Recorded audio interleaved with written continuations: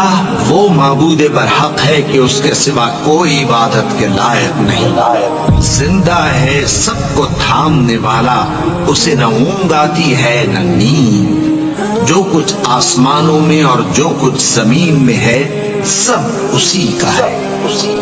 کون ہے کہ اس کی اجازت کے بغیر اس سے کسی کی سفارش کر سکے؟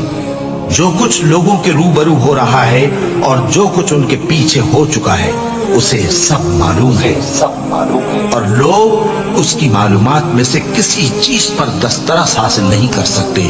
ہاں جس قدر وہ چاہتا ہے اسی قدر معلوم کرا دیتا ہے۔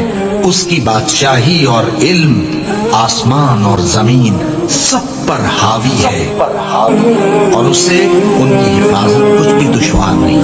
وہ بڑا عالی رتبہ ہے، جلیل القدر ہے۔